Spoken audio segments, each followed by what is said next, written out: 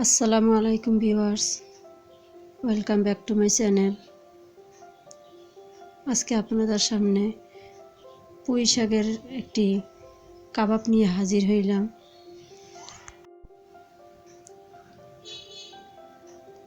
এটা বাচ্চারা খেতে খুবই পছন্দ করবে, কারণ বাচ্চারা শাক খেতে চায় না। এরকম যদি একটি পুঁই শাক দিয়ে আপনি রেসিপি করে দেন, ওদের অনেক পছন্দ হবে। আশা করি বড়দেরও ভালো লাগবে। পুঁই শাক আমি ধুয়ে কুচি কুচি করে নিয়েছি, তার সাথে পেঁয়াজ, সবুজ কাঁচামরিচ দেওয়া হয়েছে। আবার আমি 3-4টা লাল কাঁচামরিচ দিয়ে দিচ্ছি, কালারের জন্য লাল কাঁচামরিচ দিচ্ছি,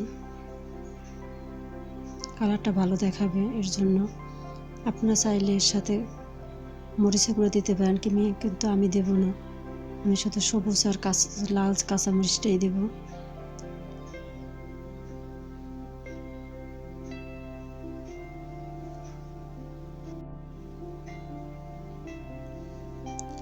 এখন আমি সবগুলো ভালো করে মিশিয়ে নিচ্ছি। যদি এটা আবার হাত দিয়ে আমি মাখাবো,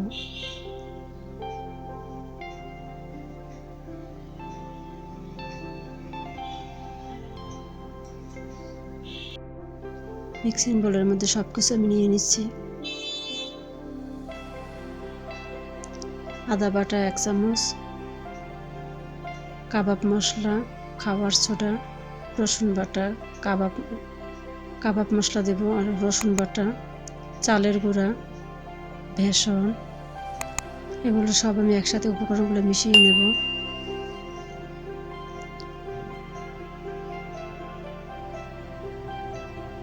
এক এক করে সবগুলো আমি দিয়ে দেবো আস্তে আস্তে। এটা চালের গুঁড়া, সবার ঘরে চালের গুঁড়া কম বেশি থাকে। আপনারা চাইলে ঝটপট করে রেসিপিটা তৈরি করে নিতে পারেন। চালের গুঁড়োর পরিবর্তে আপনারা আটাও দিতে পারেন, কিন্তু চালের গুঁড়াটা দিলে মুচমুচে হবে। এর জন্য আমি চালের গুঁড়ো দিব মাখাবার জন্য। এটা কোনো পরিমাণ নাই, আপনি যতটুকু মাখাবার বা মাখাইতে লাগবে ততটুকুই ঠিক দিবেন। এর সাথে আমি আদা বাটা দিয়ে দিচ্ছি 1 চামচ,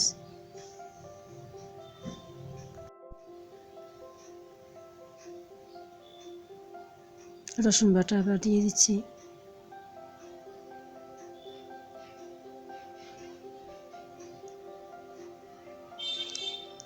খাবার সোডা এবং গোলমরিচের গুঁড়া দিয়ে দিলাম, কাবাব মশলা, সবগুলো উপকরণ একসাথে মিশিয়ে নেব।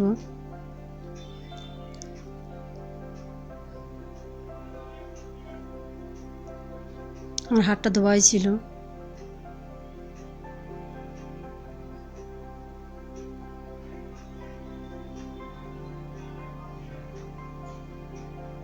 সামান্য একটু লবণ দেব।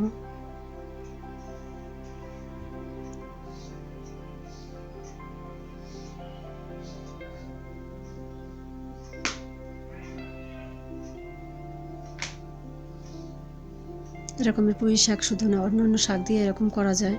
এরকম রেসিপি করে দিবেন, বাচ্চারা সবাই খাবে। এটা খেতে অনেক সুস্বাদু হয়।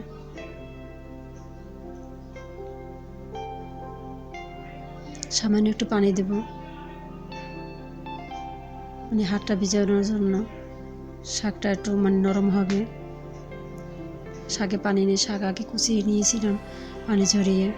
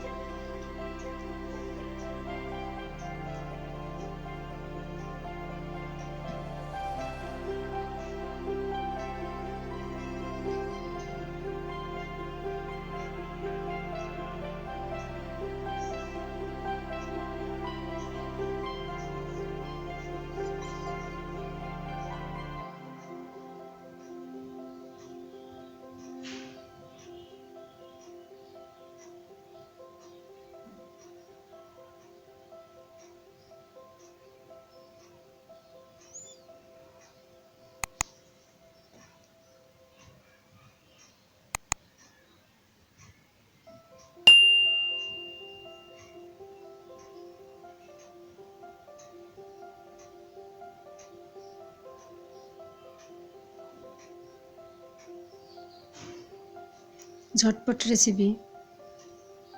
আমি আবার একটু দিয়ে দিলাম। মানে এটা মাখাবার কোনো পরিমাপ নাই, আপনার যতটুকু মাখাতে প্রয়োজন হবে ঠিক ততটুকুই দিবেন। এবার ভাজার জন্য আমি চুলায় আসলাম, এবার ভেজে দেখাবো।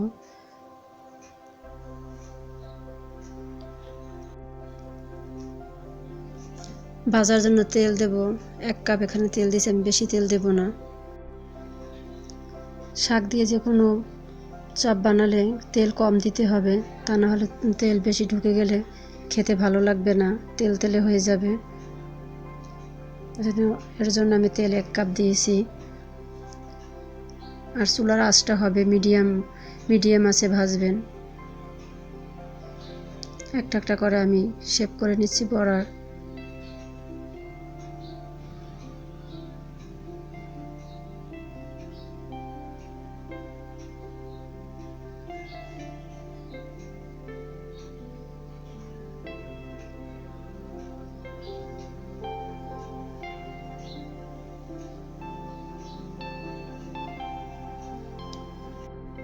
দশ মিনিট পরে আমি সবগুলো উল্টে দিচ্ছি। সবগুলো হয়ে গেছে এক পাশ। বেশি ভাজার দরকার নেই, কারণ এটা শাকের কাবাব বেশি ভাজার দরকার নেই।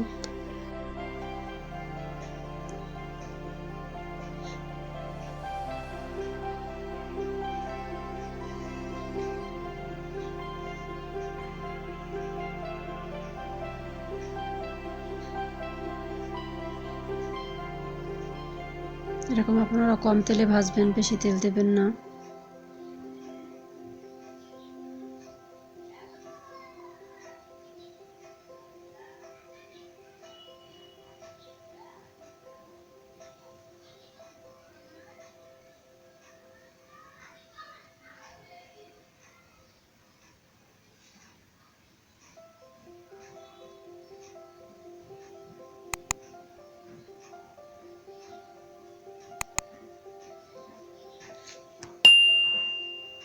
এখন হয়ে যাচ্ছে, আমি এক এক করে উঠাবো সবগুলো।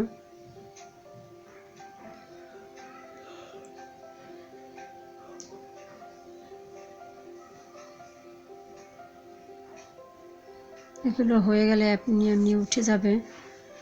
উপাস মনে হয়নি।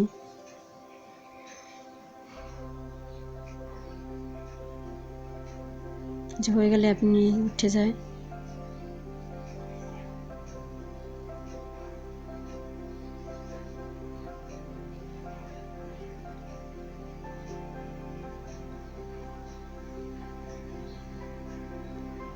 আমি আঁচটা একটু কমিয়ে দিলাম।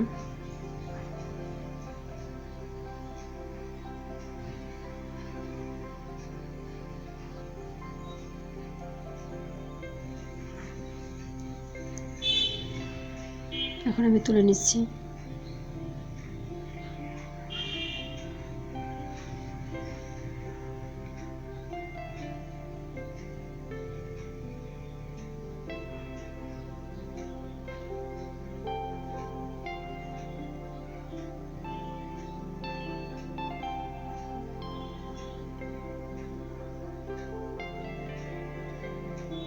আমি এখন ডেকোরেশনের জন্য আসলাম।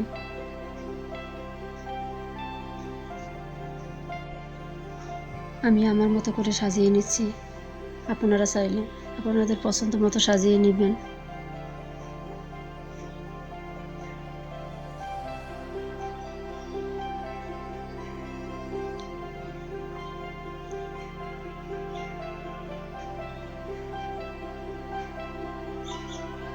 এটা কালারটা এখনো কিন্তু সবুজই আছে।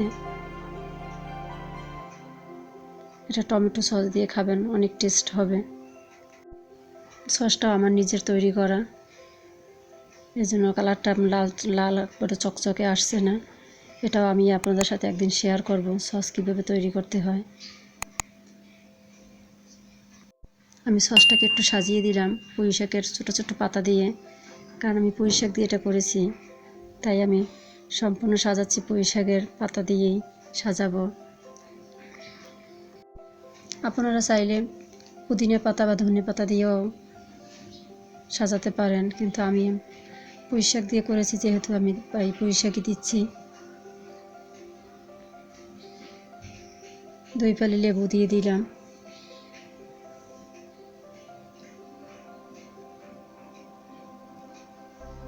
এখানেও আমি একটু পুঁইশাক দিয়ে দিলাম।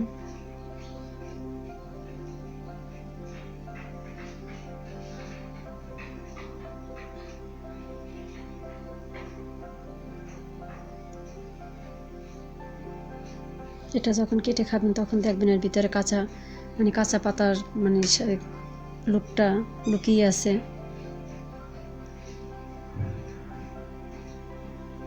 একদম মুচমুচে। এই যে আপনাদের দেখাচ্ছি কাঁচা পাতার লুক কত সুন্দর।